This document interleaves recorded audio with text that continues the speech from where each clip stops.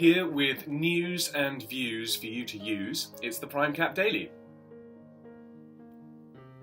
So as we begin Wednesday the 24th of October, talk again is turning to Brexit. Unfortunately, ground made with regards to Mr Barnier, Mr Varadkar and indeed Mrs May's assertions that we could get a deal in November seems to be being lost. As we talk to you now, sterling hovers a fraction above the 1.13 mark against the euro.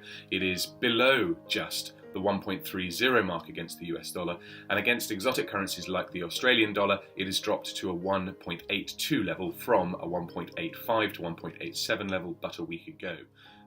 For the most part today, we're going to be talking about just how boring rates of exchange are. At times like this, I'm reminded of Buffalo Soldiers, the Joaquin Phoenix film, where they say that a country at peace makes war with itself. And I fear that that is what may happen with sterling against certain other currencies. There's little coming out to move it in either way. It's almost like the markets are holding their breath and we're waiting for the rate to move or to break cover. That is not good for businesses who need to make payments because they're inclined to wait and see if a better rate could come along.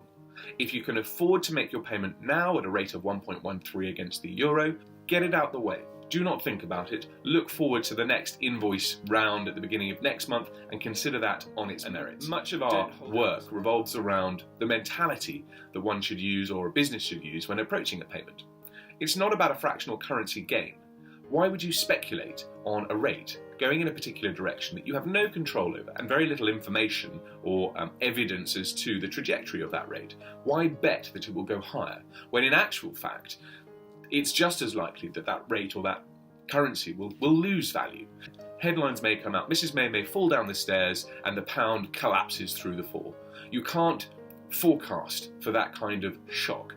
And so we try to persuade our clients to look at the very real price that they are to work with, rather than fanciful speculation as to how things could improve in terms of their costs. Work with hard facts, work off the live market rather than one that doesn't exist yet. That is our overall. We look forward to assaulting your ear holes tomorrow. Any questions, comments or updates for us, anything you'd like us to go into more detail about on the deliverable currency side of things, please do post. We apologise for the informal attire today. We'll be back tomorrow with a tie, we promise.